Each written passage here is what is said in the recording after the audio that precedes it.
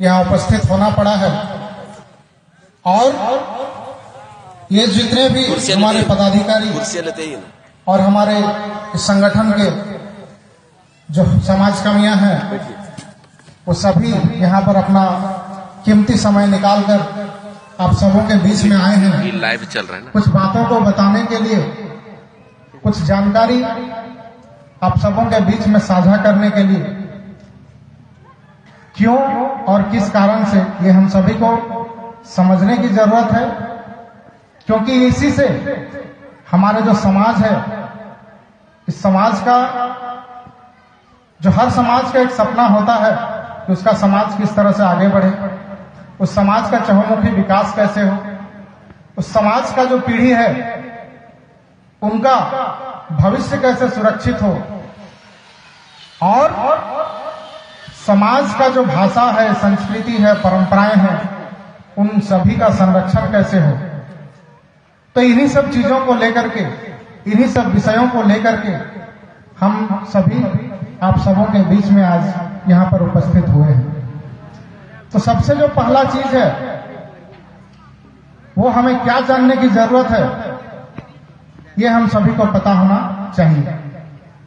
आज जो एक लड़ाई हम पिछले 70 सालों से लड़ रहे हैं, जो लड़ाई हमारे संवैधानिक हक अधिकार को लेकर के है, और जिस संवैधानिक अधिकार के हमारे समाज को जो 70 सालों से वंचित किया जाता आ रहा है, उस संवैधानिक अधिकार को हम कैसे हासिल करेंगे और क्या करने से हमें वो चीजें हासिल होंगी, ये सभी चीजें हमें जानने की जरूरत है। क्योंकि हर कोई चाहता है कि उसका हक, उसका अधिकार उसे मिले, लेकिन वो हक अधिकार कैसे मिलेगा, ये एक चिंतन का विषय है और उसी पर हमें काम करने की जरूरत है। वही चीजें हमें समझने की जरूरत है। तो जो सबसे अहम चीज है वो हमें इन सभी चीजों के लिए जो जानना है, वो सिर्फ दो ही बातें जाननी है कि हम क्या हैं और हमारा क्या है। अगर ये दो बातें हम जान गए तो फिर हमें हमारा हक और अधिकार लेने से कोई भी रोक नहीं सकता है। तो हमें इन दो चीजों को ही जानना है। हम क्या हैं, इस विषय में पूर्व वक्ताओं ने आप सबों के बीच में बातें रखी कि हम इस धरती के, इस क्षेत्र के आदि बोस्कोइता यानी कि आदिकाल से बसवास करने वाले समुदाय हैं। और सिर्फ इस क्षेत्र के ही नहीं, हम इस पूरे भारत भूमि के, मतलब यह देश जब बना भी नहीं था, जब कृषि सभ्यता का शुरुआत हुआ था, लगभग आज से 10,000 साल पहले, उस समय से हम यहाँ के आदि बोस्कोइता हैं, यहाँ के आदिकाल से बसवास करने वाले लोग हैं। और इसीलिए हम यहाँ के आदिवासी हैं, इस बात पर कहीं कोई संशय नहीं होना चाहिए। और अगर कोई इस बात पर आपसे कोई सवाल करता है तो आपको इस बात पर अडिग रहना चाहिए और इसमें कोई शर्म, कोई झिझक की बात नहीं होनी चाहिए। ये गर्व का विषय है, इस बात को आपको मान करके चलना होगा। आज आदिवासी कहने से बहुत लोगों के मनों में हो सकता है कुछ संशय आता हो कि आदिवासी क्यों कहा जा रहा है। आदिवासी कहने से कुछ लोगों के मन में कुछ हीन भावनाएं आ जाती हैं कि हमें आदिवासी क्यों कह रहा है। इसलिए क्योंकि वो आदिवासी शब्द के मतलब को नहीं समझता है।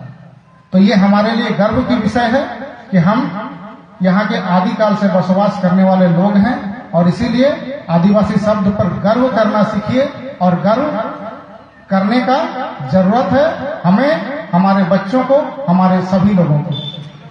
इसके साथ जब भी जाति की बात आएगी तो पूर्व वक्ताओं ने जिस तरह बताया कि हम कुर्मी नहीं कुर्मी हैं, इस बात को भी आप लोगों को गांठ बांध करके रखना है। क्योंकि अगर आप कुर्मी कहेंगे तो फिर आपको बिहार, यूपी, गुजरात, महाराष्ट्र, वहां का जो एक समुदाय है जिसको कुर्मी कहा जाता है, आपको उसके साथ जोड़ दिया जाएगा। लेकिन आप सोच करके देखिए, क्या आप में और उनमें कोई समानता है? क्या आप लोगों का रिश्ता नाता बिहार यूपी के कुर्मियों के साथ होती है? होता है क्या? होता है? आप लोग से पूछ रहे हैं। नहीं होता है ना? क्यों नहीं होता है?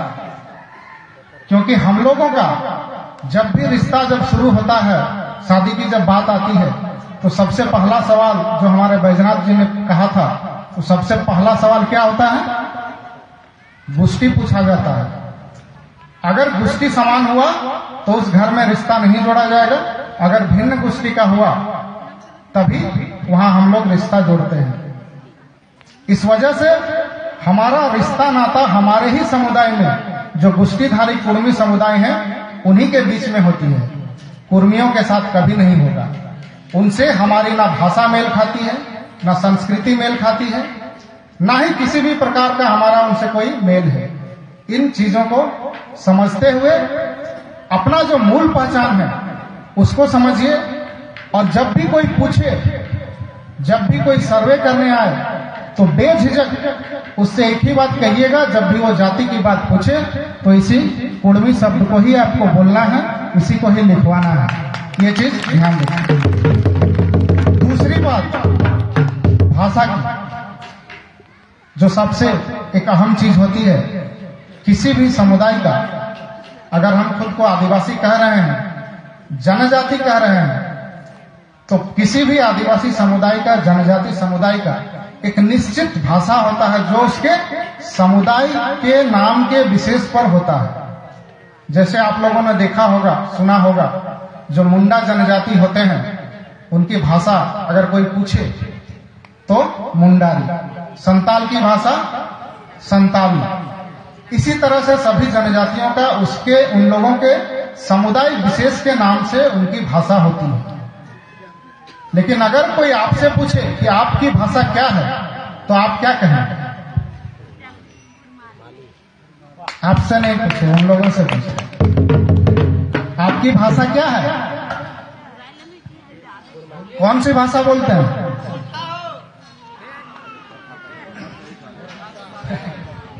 देखिए, इसीलिए मैंने पूछा था कि आपकी भाषा क्या है। तो आपसे जब पूछा जाएगा कि आपकी भाषा क्या है, तो आप क्या कहेंगे? अगर आपने कह दिया आपकी भाषा खोरठा है, अगर आपने कह दिया आपकी भाषा पांच परगनिया है, सादरी है या नागपुरी है, तो आप अपना परिचय कुर्मी के रूप में कैसे दीजिएगा? मुंडारी बोलते ही पहचान आती है कि वो किसकी भाषा है। संताली बोलने से किसकी भाषा है, और खोरठा बोलने से किसकी भाषा? फिर आपकी भाषा कौन सी होगी? इसी बात को समझना है। कुर्मी की मातृभाषा कुड़माली, और इसका प्रमाण हमको कहां मिलता है? बिहार गीत गाते हैं ना आप लोग, कभी ध्यान दिए हैं कि किस भाषा में गाया जाता है? करम के जो गीत होते हैं, जावा के जो गीत होते हैं, वो कौन सी भाषा में होती है? बांधना सोहराई में जो चाचेर गीत होता है, आप लोग इधर जो चाचेर गीत बोलते हैं, वो कौन सी भाषा में गाते हैं आप लोग? ध्यान दिए जी कभी? वो सारी की सारी, जी नहीं सर, वो सारी की सारी कुड़माली भाषा में है। कुड़माली भाषा के अलावा आपको जो पुरखैनी गीत हैं, करम के, बिहा के, सोहराई के, आपको कुड़माली भाषा के अलावा दूसरी भाषाओं में ये गीत नहीं मिलेंगे। तो जो पर्व, जिन पर्वों का वर्णन बैजनाथ जी ने किया, जो आदिकाल से हमारे समाज के साथ, हमारे साथ साथ जो चला आ रहा है, जिन पर्वों को आदिकाल से हम अपने घर परिवार में, अपने रिश्ते नाते में निभाते हुए आ रहे हैं, और उन पर्वों के साथ जो हमारा गीत के माध्यम से जो हमारा भाषा जुड़ा हुआ है, वो हमारी मातृभाषा होगी, या कल को जो भाषा हमने सीखा है या जो बोल रहे हैं वो हमारी मातृभाषा होगी। हमारी मातृभाषा कौन सी होगी? जो भाषा हम आदिकाल से अपने साथ लेते हुए आ रहे हैं, वही हमारी मातृभाषा है। इसी को समझने की जरूरत है। मातृभाषा का मतलब समझने का जरूरत है। जो भाषा आदिकाल से, यानी जो हमारी आदि माताओं ने हमारे समाज के बीच में प्रतिस्थापित करके गए हैं, वही हमारी मातृभाषा है। और इसीलिए कुड़मी जनजाति की मातृभाषा कुड़माली है। इसके बाद हमें जानना है कि हमारा क्या है, उसमें हमारी संस्कृति क्या है, और उन संस्कृति में जो हमारा रहन सहन है, खान पान है, उसके अलावे जो 12 महीने के 13 पर्व के रूप में बताए बैजनाथ जी ने, उन 13 पर्वों को गांठ बांध करके आप रखिए।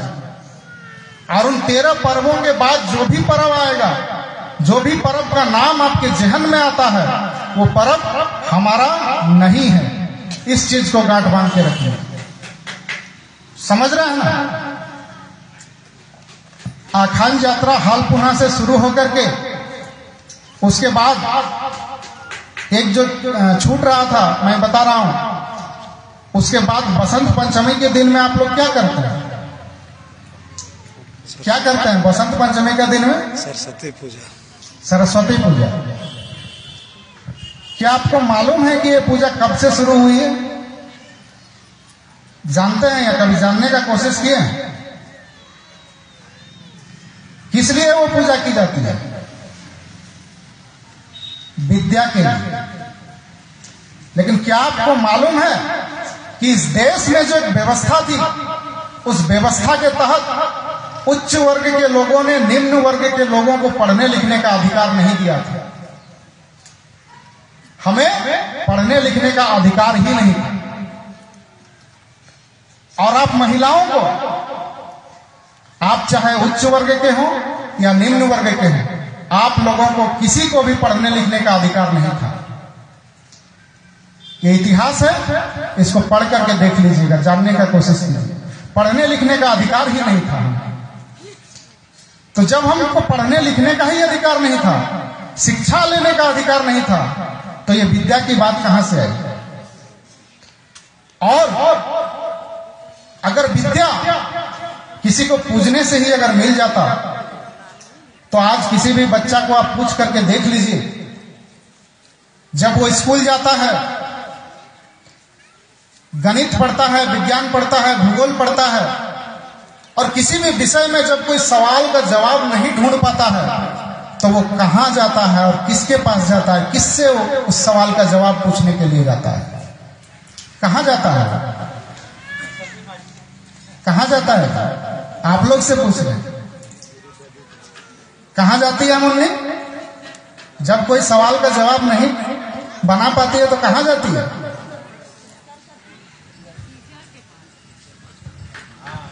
शिक्षक के पास जाना होगा उसे, या फिर अपने माता पिता, अपने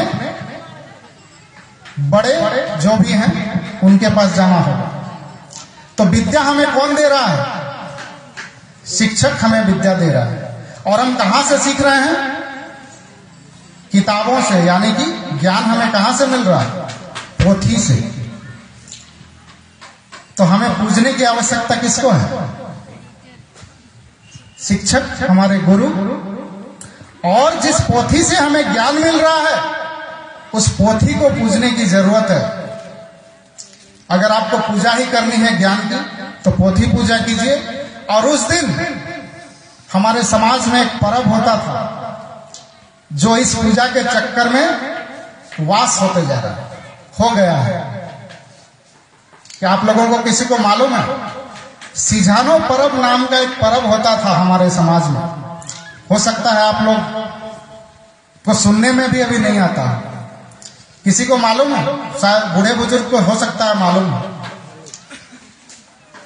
मकर का बावड़ी दिन से लेकर के सिझानो पर्व तक एक खास प्रकार का पीठा बनता बने ना देखा तो यह जिनिस गिला हमरा भूली जाइए। तो भिनु पूजा इसलिए बोल रहे हैं, अगर आप दूसरों के संस्कृति, दूसरों के पूजा, दूसरों के पर्व त्योहार को, दूसरे को परंपराओं को अपने समाज के अंदर प्रवेश कराइएगा, तो आपकी अपनी संस्कृति, आपकी अपनी भाषा, आपकी अपनी परंपराएं धीरे धीरे विलुप्त होती चली जाएगी। इसलिए हमें इसीलिए जानने की जरूरत है कि हम क्या हैं और हमारा क्या है। आज आप लोग बहुत शौक से, जितनी भी महिलाएं हैं, बहुत शौक से अपने भाइयों को श्रावण संक्रांति के दिन में हाथ के कलाई में राखी बांधते हैं ना। क्या आपको मालूम है कि वो पर्व हमारा नहीं है? कितनों को मालूम है? और क्यों नहीं है? क्योंकि उस दिन भी हम लोग का एक पर्व होता है और उसके चक्कर में हमने अपने पर्व को फिर यहां पर तिलांजलि दिया। हमारा जितना भी पर्व है वो कृषि और प्रकृति के साथ जुड़ा हुआ है। ये जो हमारा धान चाष है, जिस धान के आविष्कारक हम हैं, जिस चाष सभ्यता के आविष्कारक हम हैं, आज धीरे धीरे हम ही अपने इतिहास को नहीं जान रहे। उस दिन गोम्हा पर्व नाम का एक पर्व होता है जो हमारे गाय बैलों को समर्पित होता है, जो हमारे पशुधन को समर्पित होता है, लेकिन वो भी हम भूलते जा रहे हैं। हमारा रक्षाबंधन कब है? आप सभी लोग कर्म करते हैं, लेकिन क्या मालूम है कि हमारा असल रक्षाबंधन कर्म पर्व में होता है? बहन एक करम भाई धर्म को ने कहे, हम ही नहीं कहे तो हमार भाई बहन कर पर्व कब है? करम पर्व नहीं है। तो जदि राखी बांधे का है तो कबे? और करम एक भाषण दिने करम डायर को संगे जखन हमरा जावाटा लागिला भाषाई हो तो हे जावा फूल गिला के बाछी के आने हो और ओहे गिला लेके आगुर सुतानी रहले, धागा नहीं रहले तो घासे बांधी के यार भाई खाते बांधे के लेके आगु हमर छुआई बेटी छुआई। तो जदि भाई बहन को रक्षाबंधन मनाए जदि मन है तो ओहे दिन टाइम मनाओ करो में भाषण मिले, ठीक है? आरो कि ना है एक छाता पर्व है, ओटाও हमर एक भिनु पूजा खाई ले रहा है। कौन पूजा टे? जौन पूजा टे कहे जे ओहे भगवान टे लोहा को आविष्कार करी रहले के गाड़ी घोड़ा गिला बनाई रहले, एक गाड़ी घोड़ा बनाई रहले, घर बनाई रहले, ओहे ओकर पूजा। तो आज सभी कोई पढ़ा लिखा है, सभी कोई पढ़ा लिखा है ना? तो मानव सभ्यता का इतिहास सभी कोई पढ़े होंगे। तो मानव सभ्यता का इतिहास जिन्होंने भी पढ़ा है उसको मालूम होना चाहिए कि इस दुनिया में सबसे पहला जो आविष्कार हुआ जिससे मानव सभ्यता का विकास का शुरुआत हुआ वो आग का आविष्कार है। आग का आविष्कार से पहले सब कुछ हम लोग कच्चा खाते थे, हमें प्रकाश नहीं मिलता था, सिर्फ सूर्य का प्रकाश पे हम लोग निर्भर करते थे, हमें गर्मी नहीं मिलती थी। आग का आविष्कार के बाद हम लोगों ने पका हुआ खाना खाना सीखा। तो ये आग का आविष्कार किसने किया? मनुष्यों ने किया। ये जो चाक का आविष्कार का बात कहे, ये चाक का आविष्कार किसने किया? मनुष्यों ने किया। उसके बाद जो युग शुरू हुआ, पाषाण युग, तांबा युग, लोहा युग, तो ये जो तांबा का खोज, कांसा का खोज, लोहा का खोज, ये किसने किया? मनुष्यों ने किया। तो इन सभी चीजों से जो भी चीजें बनी वो किसने बनाई? मनुष्यों ने बनाई। किसी दूसरे ने बनाया क्या? किसी भगवान ने बनाया? तो इन सभी चीजों को इसीलिए मैं बता रहा हूं क्योंकि आज आप लोगों को अपने बौद्धिक चेतना को जागृत करने का जरूरत है। क्योंकि बौद्धिक चेतना जागृत नहीं होने के कारण ही हम लोग ठगे जाते हैं, हम लोग छले जाते हैं और दुनिया भर के लोग हमें ठगते हैं, हमें बेवकूफ बनाने का काम करते हैं। और इसी वजह से हम अपनी चीजों को नहीं समझ पाते और दूसरी चीजों की ओर हम लोग मुखातिब होने लगते हैं। अब देखिएगा, आप लोग जब बिहा करते हैं, मैं यहां पर देख रहा था, अभी भी देख रहा हूं, सिंदूर जो है कुछ लोगों ने लाल रंग का सिंदूर लगाया है और कुछ लोगों ने वो क्या कलर बोलते हैं उसको, उसका सिंदूर लगाया है। तो सिंदूर के बारे में बहुत अच्छा से वर्णन करेंगे हमारे निरंजन जी। इसके बाद जो वक्ता हैं वो आएंगे, उसके बारे में आपको बहुत अच्छी तरह से बताएंगे और बहुत मजेदार तरीके से बताएंगे। आप लोग सुनिएगा, ठीक है? थोड़ा धैर्य रखिए, वो आएंगे तब बताएंगे आपको। तो शादी में हम लोगों का क्या नेम होता है? बच्चा जब जन्म लेता है तो क्या नेम होता है, और जब कोई मर जाता है तब क्या नेम होता है। तो भाषा और संस्कृति के साथ हमें हमारी परंपराओं को भी पहचानने का जरूरत है। शादी में हम लोगों का सारा काम, जो आम बिहा होता है, महुआ बिहा होता है, और जितने भी नेग हैं उन सभी के लिए अलग अलग आदमी का अलग अलग काम रहता है। और जो पुरोहित का काम करता है वो कौन? बहनोई करता है, ठीक है? और जिस आदमी को हम लोग घुसा के लाते हैं बाहर का, अच्छा आप एक बात बताइए, आप लोग जब बिहार करने का जब मतलब बात होता है किसी का भी घर में, किसी भी बच्चा का, लड़का या लड़की का बिहार करने का बात होता है, तो आप लोग क्या करते हैं? मतलब जब केनिया खोजने बाहर जाते हैं तो किसके घर जाते हैं? किसके घर जाते हैं? मतलब कौन जात का घर में जाते हैं? कौन जात का घर में जाते हैं? कुर्मी का घर में ही जाते हैं ना। अब बिहा करने समय क्या बोलते हैं? क्या बिहा करते हैं? क्या बिहा करते हैं? कुर्मी बिहा करते हैं ना बामन बिहा करते हैं?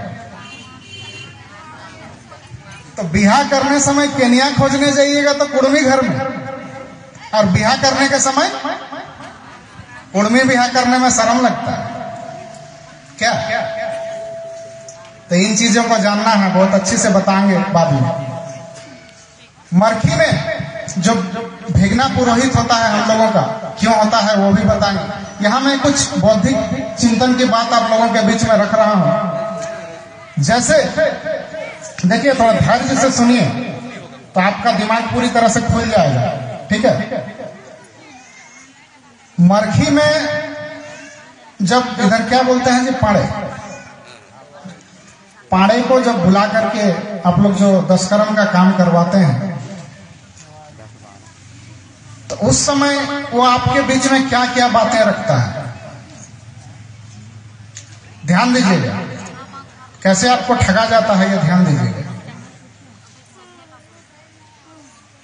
वो जब आता है तो आपसे कुछ मांग करता है कि हमें गाय दान देना होगा, भूमि दान देना होगा, और नहीं तो ये जो आदमी मर गया है इसका आत्मा को शांति नहीं मिलेगा, यही बोलता है ना। नहीं तो ये बैतरनी पार नहीं होगा, ऐसे ही बोलता है। और क्या बोलता है कि नहीं तो ये स्वर्ग नहीं जाएगा, यही बोलता है, ऐसे ही बोलता है। अब आप देखिए, आप कभी इन सब चीजों को सोचने का आप लोग कोशिश किए हैं, जानने का कोशिश किए हैं जी ये जो बोल रहा वास्तविक में ऐसा होता है क्या? कभी उससे आप लोग पूछ के देखे हैं कि भाई आप जो बोल रहे हैं, चलिए आप हमसे गाय मांग रहे हैं, जमीन मांग रहे हैं या पैसा मांग रहे हैं, जो भी हम दे रहे हैं, लेकिन आप जो बोल रहे हैं कि भाई ये आदमी जो मर गया है ये स्वर्ग में जाएगा, तो क्या आप इसका कोई गारंटी दे सकते हैं कि ये वास्तविक स्वर्ग में ही जाएगा?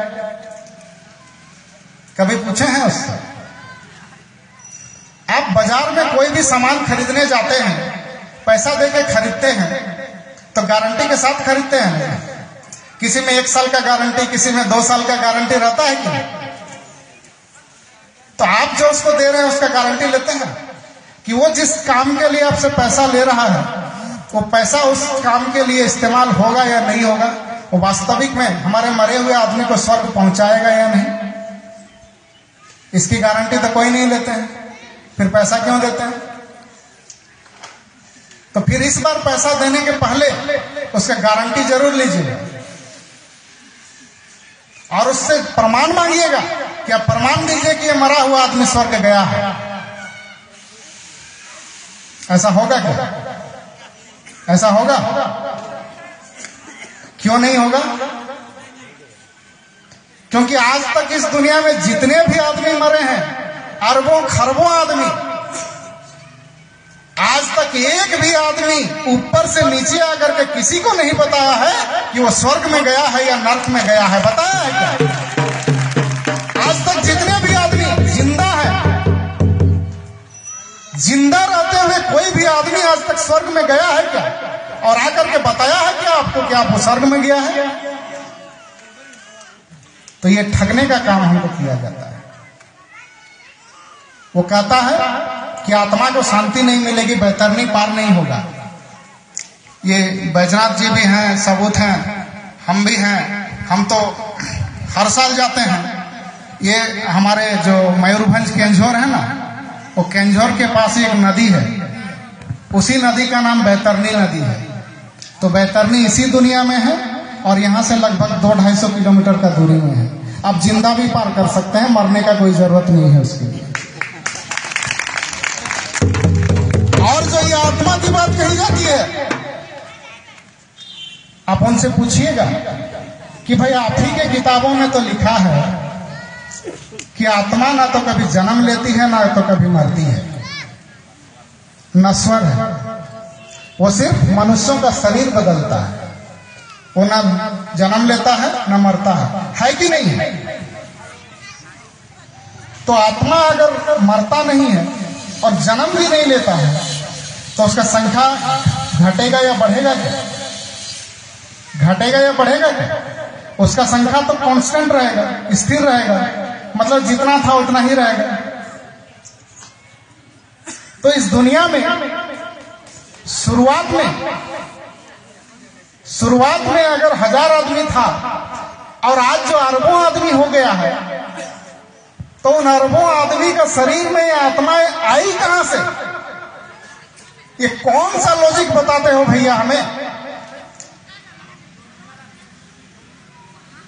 समझ में आ रहा है? समझ में आया बात? ये जो आज इतने जो आदमी हैं इस दुनिया में, उस उतने आदमियों के शरीर में आत्माएं कहां से आई अगर आत्मा जन्म नहीं लेता है तो? इस तरह से हमें ठगा जाता है, हमें छला जाता है और उसके एवज में हमसे हमारी जमीनें, हमारे पशुधन, हमारी संपत्ति हमसे लूटने का काम किया जाता है। और इसलिए ऐसे लुटेरों से हमें सावधान रहने की जरूरत है। इन लुटेरों को हमारे समाज में प्रवेश नहीं करने का जरूरत है और इन्हीं सब चीजों को आपको समझने का जरूरत है। तो कहिए, आज के बाद आप अपने समाज में जब भी कोई काम होगा, शादी होगा, मरखी होगा, तो इन जैसे लोगों को समाज में स्थान देंगे क्या? और इससे हमारा क्या नुकसान होता है? आज जिस हक अधिकार के लिए हम लड़ाई लड़ रहे हैं, आपके लिए जो हम आज राज्य सरकार से लेकर केंद्र सरकार तक हम एक लड़ाई लड़ने का काम कर रहे हैं, किसके लिए? आपके लिए, आप सबों के लिए। मेरे या मेरे बच्चे के लिए सिर्फ नहीं है, ये आपके लिए भी है, आपके बच्चों के लिए भी है, पूरे समाज के लिए है। तो ये कैसे होगा? अगर हम दूसरे की संस्कृति, दूसरों के परंपराओं को अपनाएंगे तो वही तो रिसर्च में लिख देता है लोग कि इन लोग तो दूसरा का संस्कृति, दूसरा का परंपरा को अपना लिया है। तो जो संस्कृति हमारी नहीं है, जो परंपरा हमारी नहीं है, और जिन संस्कृति और परंपराओं को मानने से हमारा नुकसान हो रहा है, हम उस संस्कृति को, उस परंपरा को क्यों माने? क्यों माने?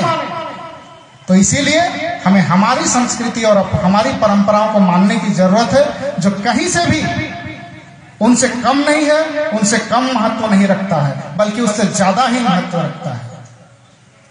आप लोगों को और एक बात मैं बता देता हूं, जो हमारे भाई साहब लोगों के हाथ में मैं देखता हूं हमेशा, ये हाथ में किसके किसके है बताइए तो? ये वाला क्या बोलते हैं उसको, मौली धागा, किसके किसके हाथ में है? थोड़ा देख लीजिए, है ना? कुछ कुछ लोगों के हाथ में दिख रहा है। आपको मालूम है इसका मतलब क्या होता है? ये आपका गुलामी का निशानी होता है, ठीक है? ये आपका गुलामी का निशानी होता है। इसको देख करके ही वो पाड़े बाबा जान जाता है कि मेरा गुलाम है।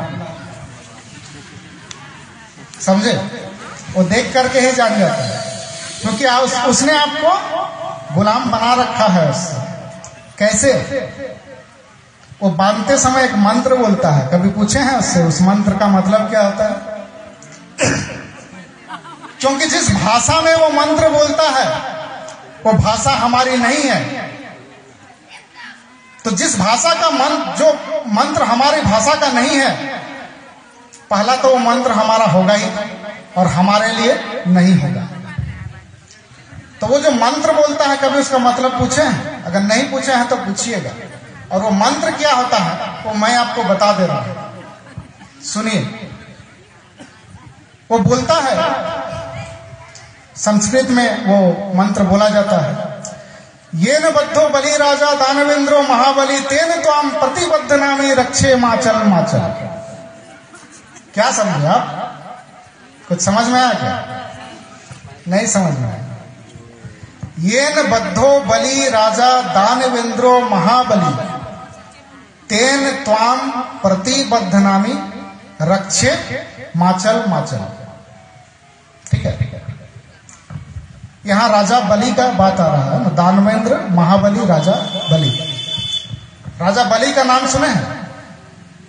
पढ़े होंगे, तो कहीं पर पढ़े होंगे आप लोग राजा बलि के विषय में, कि एक पौराणिक कहानी में है। हालांकि उस कहानी का भी कोई सच्चाई नहीं है, ठीक है, लेकिन उस कहानी के माध्यम से ही मैं आपको बता रहा हूं। इस देश में राजा बलि नाम का एक महादानवीर राजा था, और उसको 3 पग भूमि मांगा गया था। 3 पग भूमि दान में मांगा गया था। ठीक है, 3 पग मतलब 3 कदम। दानवीर था, वो सोचा 3 पग भूमि में मेरा क्या जाता है, ले लो। उसने क्या किया, अपना कद बढ़ा लिया और पहला पग में पूरा भूमि नाप लिया, पूरा पृथ्वी नाप लिया, पूरा पृथ्वी हो गया उसका। ठीक है, दूसरा पग में पूरा आसमान नाप लिया, तो पूरा आसमान भी हो गया उसका। अब पूरा खत्म, तो बोलता है तीसरा पग कहां रखें? तो भाई कहां रखोगे? मेरे सर में रखो। सर में रखा और उसको जमीन में धंसा दिया, मार दिया उसको। यही कहानी है। लेकिन इस कहानी की वास्तविकता क्या है, इसको कैसे जोड़ा गया है उस कहानी से? इस देश का एक मूल निवासी राजा था जिसका नाम बलि था, जो महादानवीर था। उससे 3 वचन मांगा गया, और उस 3 वचन के माध्यम से उसके पास जितना जमीन जायदाद था, पहला वचन में उससे उसकी सारी जमीनें ले ली गई, दूसरे वचन में उसकी सारी धन संपत्ति ले ली गई, और जब उसके पास ये सारी चीजें खत्म हो गई तो तीसरे वचन से उसका नाश कर दिया गया। समझ में आ रहा? अब आप देखिए इसका लॉजिक का बात, कि कैसे वो जो कहता है कि 1 पग में पूरा पृथ्वी नाप लिया। तो आप लोग को मालूम है कि पृथ्वी का आकार कैसा है? पृथ्वी का आकार कैसा है मालूम है आप लोग को? पढ़े लिखे हैं ना? पृथ्वी गोल होता है, सबको मालूम है। मालूम है ना, पृथ्वी गोल होता है। तो क्या किसी का पैर गोल होता है क्या? पूरा पृथ्वी नापने के लिए तो उसका पैर गोल होगा, ऐसे करके गोल होगा तब तो नापेगा पूरा। और ये जो आसमान है इसका कोई अंत नहीं है, ये अनंत है, इसको कोई नाप नहीं सकता है। तो कैसे हमें छलता है, कैसे हमें ठगता है? इसलिए मैं बता रहा हूं, क्योंकि आपको जो चीजें दिखाई जाती हैं, जो सुनाई जाती हैं, जो पढ़ाई जाती हैं, जो टीवी आप खोलते साथ जो चीजें देखते हैं, जो चीजें आपको परोसी जाती हैं, उन चीजों में सच्चाई कितनी है, वास्तविकता कितनी है, ये सब जाने बगैर किसी चीज में आप विश्वास मत कीजिएगा। इन्हीं सब चीजों के लिए मैं आपको ये लॉजिक की बातें बता रहा हूं, क्योंकि बिना सोचे जाने विश्वास करने के कारण ही हम उसका परिणाम आज भुगत रहे हैं हमारे समाज में। तो ये जो बोला जाता है, ये न बद्धो बलि राजा दानवेंद्रो महाबली तेन तो हम प्रतिबद्ध नामी रक्षे माचल माचल, तो इसका मतलब क्या है कि जिस तरह मैंने राजा बलि को अपने 3 वचनों से बांधा था, उसी तरह से मैं आपको भी बांध रहा हूं, और आज से आप मेरे गुलाम हैं, आप मेरी रक्षा करें। वो अपनी रक्षा के लिए आपको बांध रहा है, आपकी रक्षा के लिए नहीं बांध रहा है। तो आपको जरूरत है क्या इसका? जिसको समझ में आएगा निकाल देगा। तो ये हमारे साथ होता है। तो इन चीजों को जानने का जरूरत है। ये जो मन का जो डर है, ये जो आपके दिमाग को जो इस तरह से बांध के रखा हुआ है, वो लोग एक वहम जो भर के रखा हुआ है, इस वहम को आपको अपने दिमाग से निकालना है। इस दिमाग को खोलने का जरूरत है। अपने मन से इन सभी डर को निकालने का जरूरत है। तभी आप समझ पाएंगे कि इस दुनिया में सबसे बड़ा भगवान अगर कोई है तो कौन है? कौन है सबसे बड़ा भगवान? सूर्य भगवान को हम धर्म देवता के नाम से जानते हैं। उसकी ऊर्जा से ही ये सारी पृथ्वी चलती है, सारे पृथ्वी के जीव जंतु चलते हैं, वो अलग बात है। लेकिन सबसे बड़ा भगवान कौन है? माँ और बाप। माँ यार बाप ही सोमले बड़ो भगवान काहे? बच्चा जब से जन्म लेता है तब से उसके बड़े होने तक, मरने तो जब तक जीवित है वो, उसके हर सुख में हर दुख में वही तो उसका साथ देता है, दूसरा कोई देता है क्या? तो सबसे बड़ा भगवान को तो पूजा किसकी होनी चाहिए? फिर हम चले जाते हैं मूर्ति के पीछे, वो आपको कुछ देगा क्या? अरे एक बिल्ली के सामने भी आप एक चूहा का मूर्ति रख दीजिएगा तो खाएगा क्या उसको? क्योंकि वो जानता है कि वो मिट्टी का है, उससे उसका पेट नहीं भरेगा, उसको नहीं खा सकता। लेकिन हम लोग इस बात को थोड़ा भी नहीं समझ पाते हैं कि उन चीजों से हमें कुछ नहीं मिलने वाला, वो हमें कुछ नहीं दे सकता है। लेकिन जो देता है हम लोग उसका कदर नहीं करते हैं। तो हमें उसकी कदर करनी चाहिए, उसकी पूजा करनी चाहिए। सुबह उठ के अगर हम माँ बाप को अगर हम प्रणाम करते हैं तो उससे बड़ा फल, उससे बड़ा सुख और किसी चीज में नहीं है, उससे बड़ा भगवान कोई नहीं है। इन सभी चीजों को हमें अपने जीवन में ढालने का जरूरत है। और इसलिए कह रहा हूं क्योंकि अगर आज हम नहीं समझे, अगर आज हम नहीं जाने, तो ये जो हमारा जो आने वाला पीढ़ी है, इसके बाद जो हमारी आने वाली पीढ़ी है, ये धीरे धीरे इतना दूर चला जाएगा इन सभी चीजों से कि उनको वापस लाना मुश्किल हो जाएगा। आज यहाँ पर जब ये लोग गा रहे थे तो आप लोगों में से कुछ को कहा गया कि आइए आप लोग भी नाचिए, तो आप लोगों को थोड़ा सा झिझक लगा, शर्म लगा, आप लोग नहीं उठ के आए। लेकिन मैं आपसे निवेदन करूंगा कि इसके बाद जो होगा आपको सबको नाचना होगा। मैं भी नाचूंगा। क्यों? क्योंकि यही तो हमारी संस्कृति है। और अपनी संस्कृति को निभाने में हमें शर्म कैसा, झिझक कैसा?